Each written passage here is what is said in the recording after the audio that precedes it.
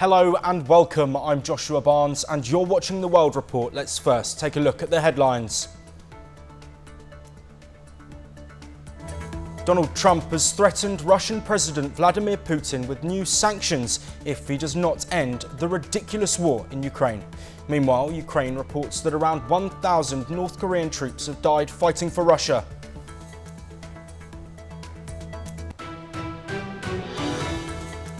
Meanwhile, President Trump has criticised Joe Biden in his first interview since entering the White House. While he pointed towards Biden's last-minute pardons for family members, the 47th president also dismissed China and TikTok concerns and reaffirmed his vow to release records on the JFK assassination.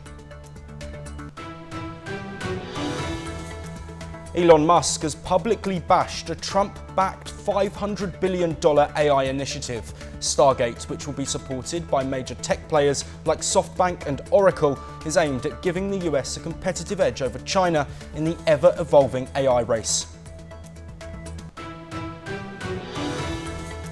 High-ranking officials and corruption investigators have recommended charges for South Korean President Yoon Suk-yeol. They say Yoon sought to disrupt the constitutional order with his short-lived martial law bid.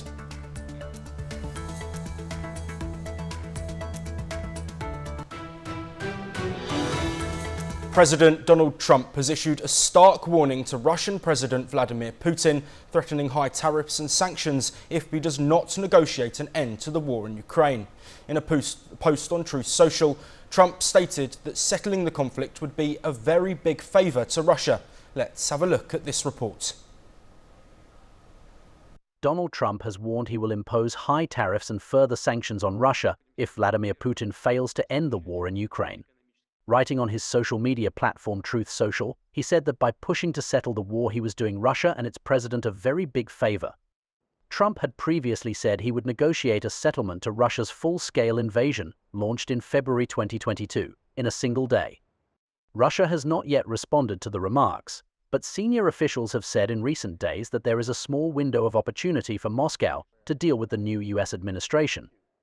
Putin has said repeatedly that he is prepared to negotiate an end to the war, which first began in 2014, but that Ukraine would have to accept the reality of Russian territorial gains, which are currently about 20% of its land. He also refuses to allow Ukraine to join NATO. Kiev does not want to give up its territory, although President Volodymyr Zelensky has conceded he may have to cede some currently occupied land temporarily. Regional officials said one person has been killed and at least 24 wounded in a drone and missile attack on the southeastern Ukrainian city of Zaporizhia while blaming Russia for the attack.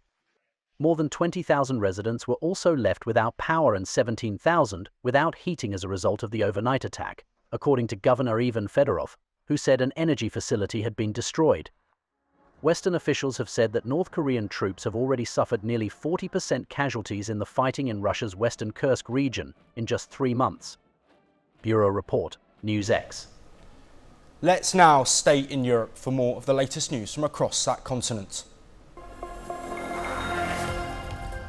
Axel Ruder Kabuna has pleaded guilty earlier this week to the killings as well as to 10 counts of attempted murder and possessing a blade at a dance class in Southport, northwest England. He also admitted to the production of a biological toxin, ricin, as well as possessing an Al-Qaeda training manual. Later, the judge is scheduled to sentence the teenager at Liverpool Crown Court after Monday's guilty plea halted his impending trial. His attack last July triggered anti-immigrant riots in many towns and cities across the United Kingdom. A 41-year-old man and a 2-year-old boy were killed and 2 other people were severely wounded in a knife attack in a German city. A man from Afghanistan was arrested close to the crime scene. German Chancellor Olaf Scholz condemned the deadly knife attack as an unbelievable act of terror and demanded to know why the Afghan suspect had been able to stay in the country. Reportedly, the suspect's perpetrator is a male asylum seeker who is said to have had mental health problems. The UK Met Office has issued several weather warnings, including an amber wind warning for some areas, as Storm Owen is set to bring winds of up to 90 miles per hour or 145 kilometres per hour. The powerful storm will primarily impact northern England, southern Scotland and North Wales and parts of the south. In Ireland, gusts could reach 125 miles per hour near the coast.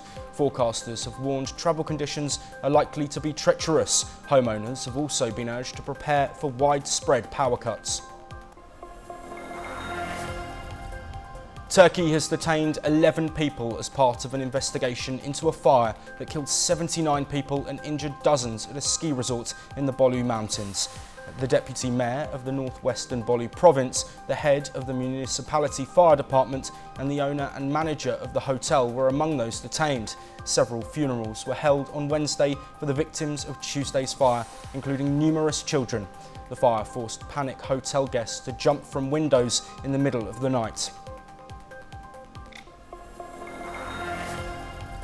Europe made more electricity from sunshine than coal last year, a report has found.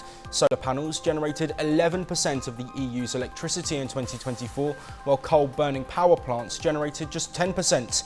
The role of fossil gas fell for the fifth year in a row to cover 16% of the electricity mix.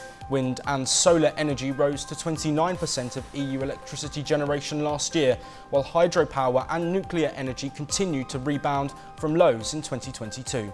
Germany and Poland were among those where the shift to a cleaner source of energy.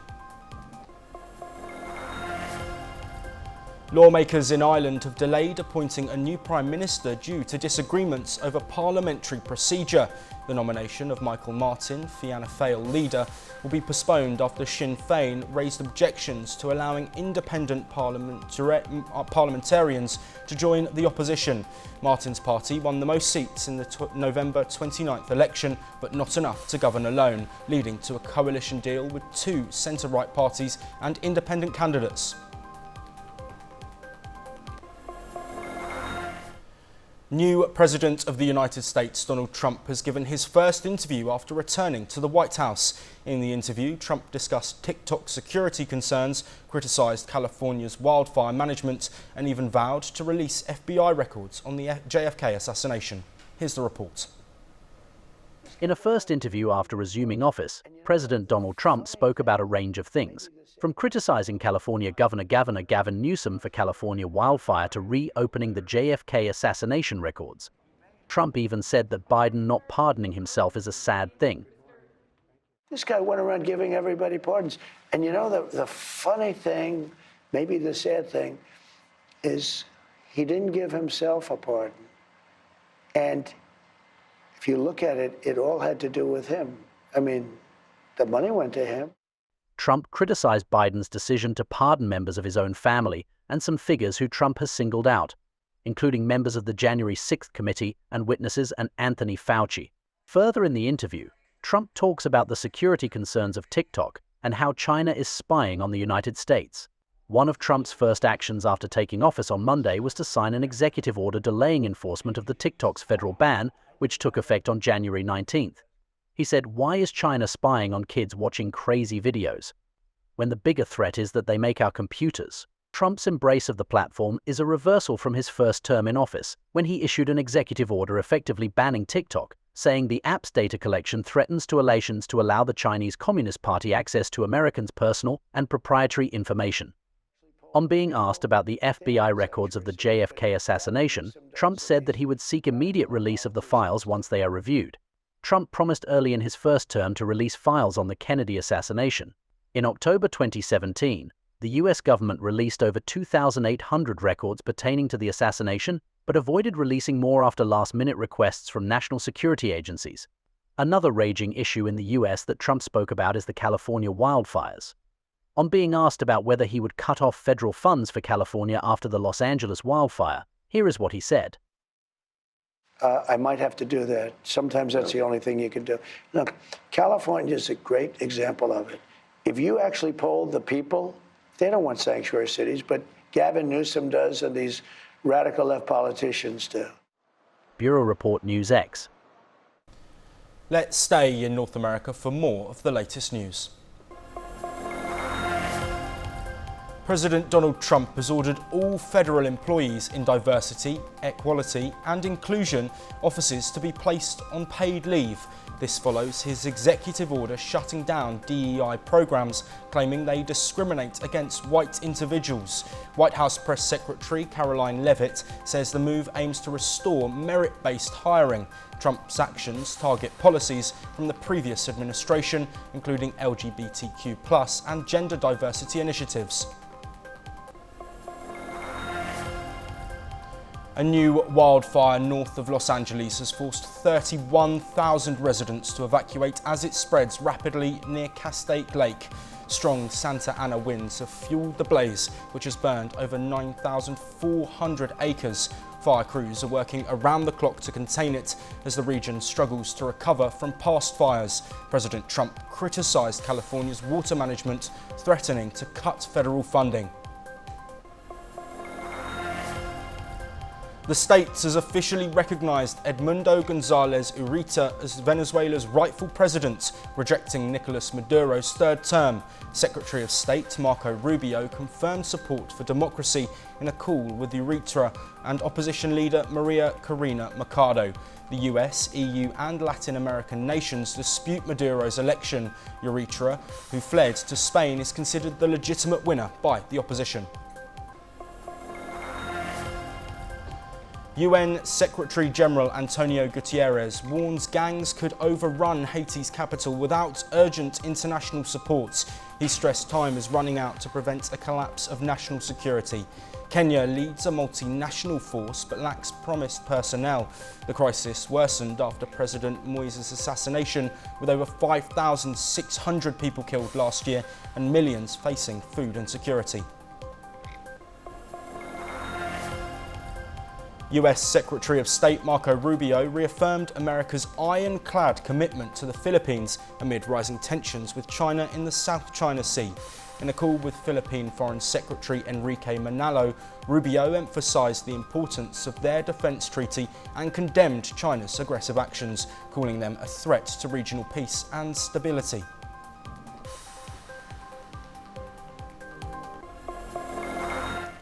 South Korean investigators have recommended charging impeached President Yoon Suk-yeol with insurrection and abuse of power.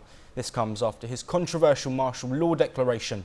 The nation's political turmoil has escalated as prosecutors weigh charges that could lead to a historic criminal trial. Here's the latest. South Korean investigators have recommended charging impeached President Yoon Suk-yeol with insurrection and abuse of power after his ill-fated declaration of martial law. The Corruption Investigation Office has concluded that Yoon conspired with military leaders to disrupt the constitutional order. Prosecutors now have 11 days to decide whether to file charges, which could lead to a criminal trial.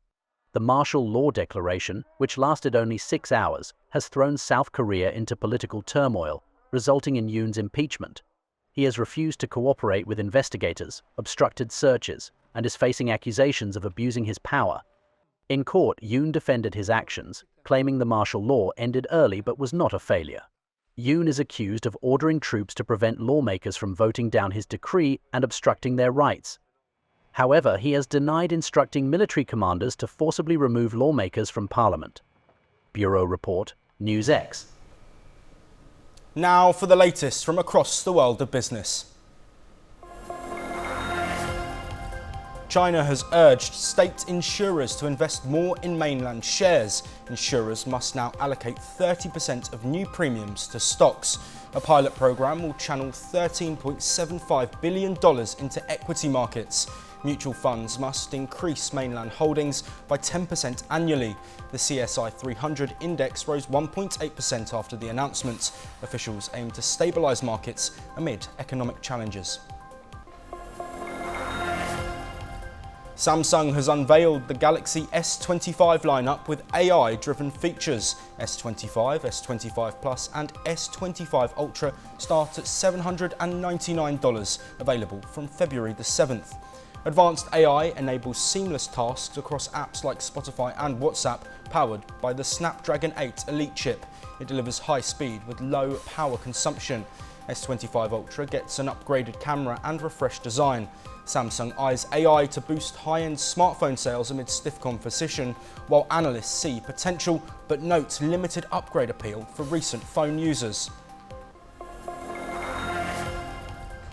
South Korea's fourth quarter GDP growth hit a six-quarter low at 1.2%, below the 1.4% forecast. Driven by weak consumer spending and a construction slowdown, private consumption growth slowed to 0.2%, reflecting reduced domestic demand.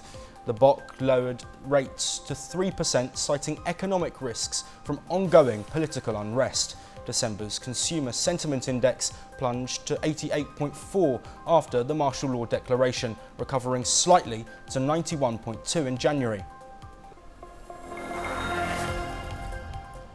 The EU urges clarity on the UK's PEM plan as discussions on cutting trade red tape gain momentum. Šefčovič highlights dynamic alignment as key to reducing food and farm trade frictions. Meanwhile, the EU-UK fisheries deal expiring next year adds pressure for solutions.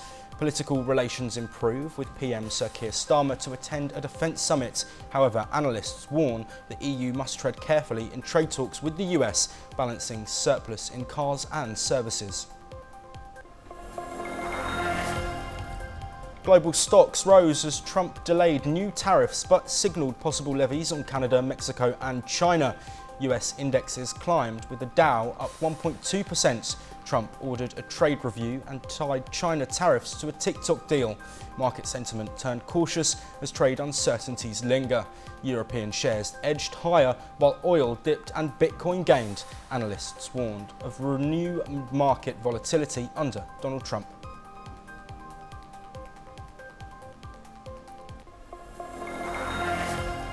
President Trump has doubled down on border security, deploying 1,500 troops to the US-Mexico border to tackle illegal immigration. Here's how this move is set to impact the immigration landscape.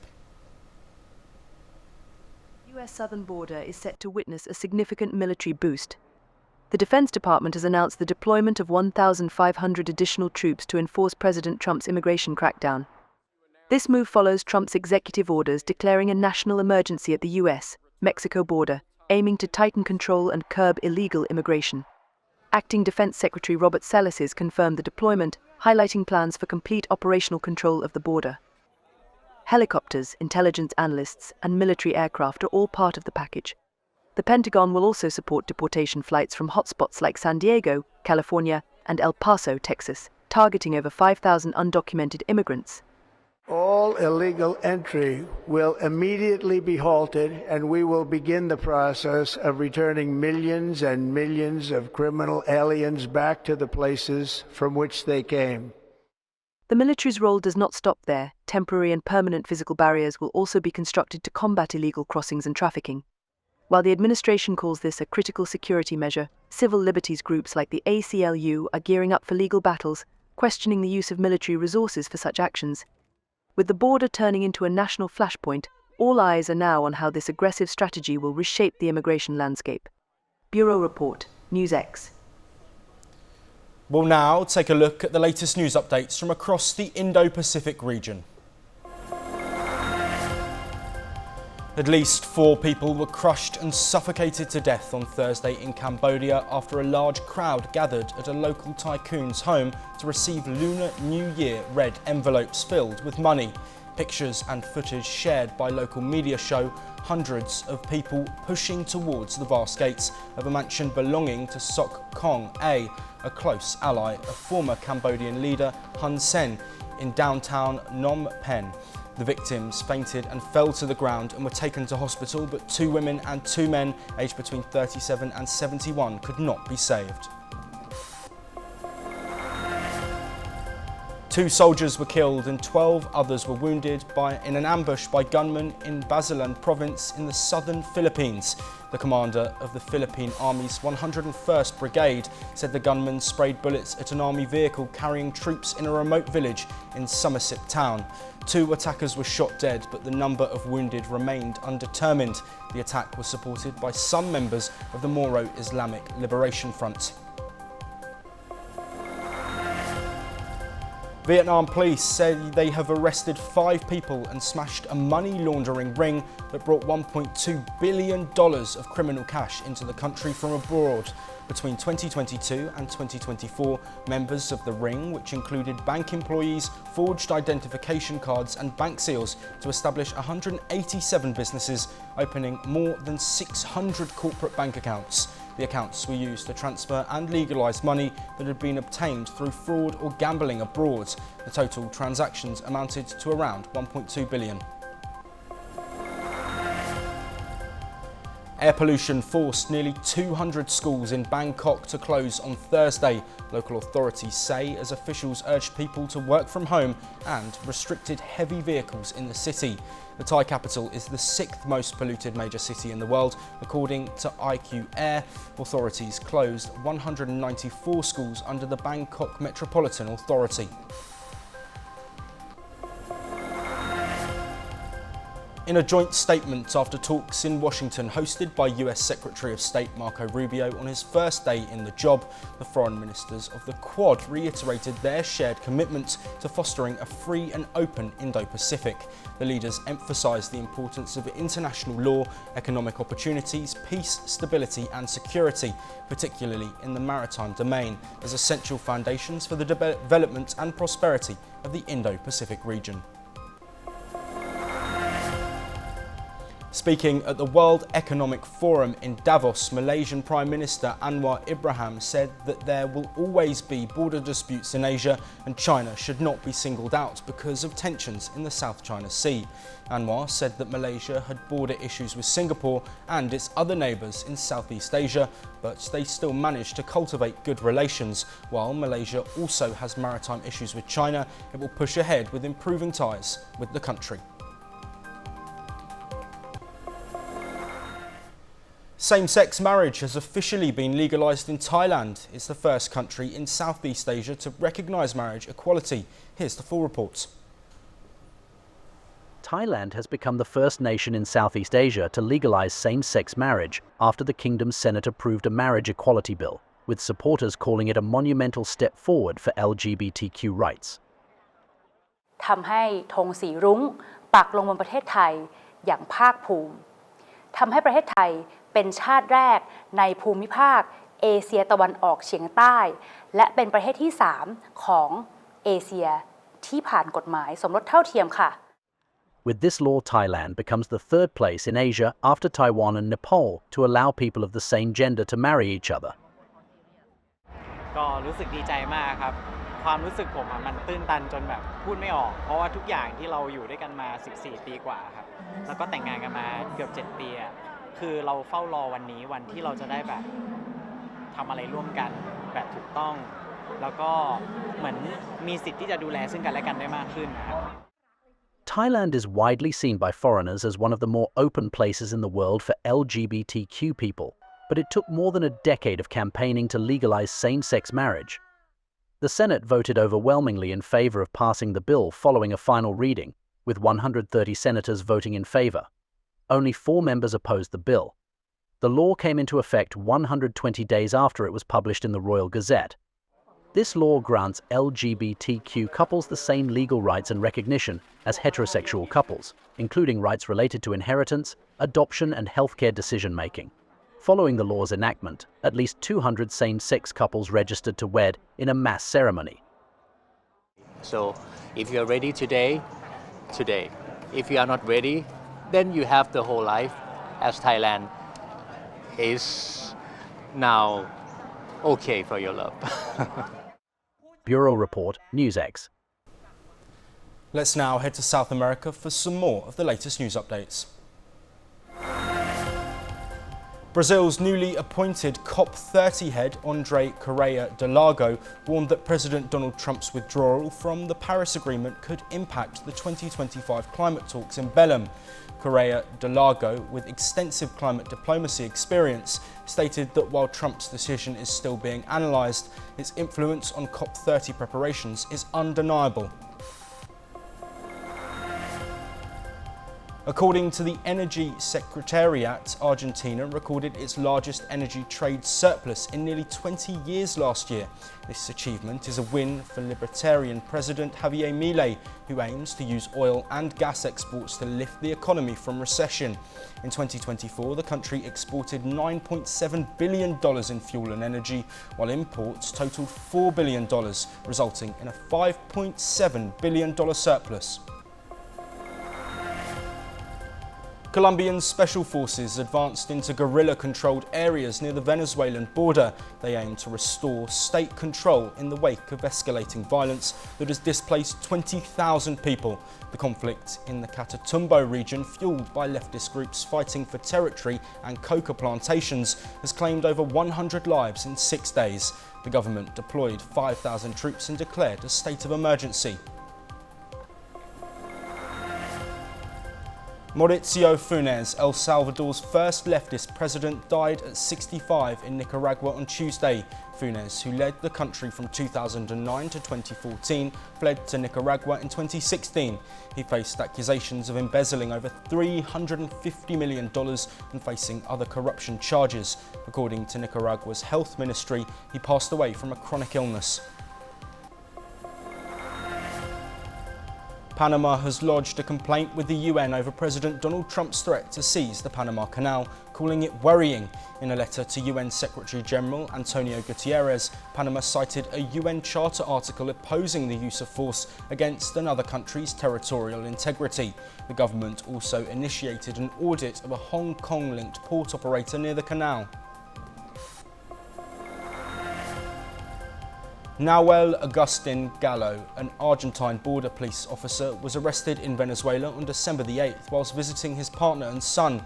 Venezuela accused him of terrorism and ties to destabilizing groups.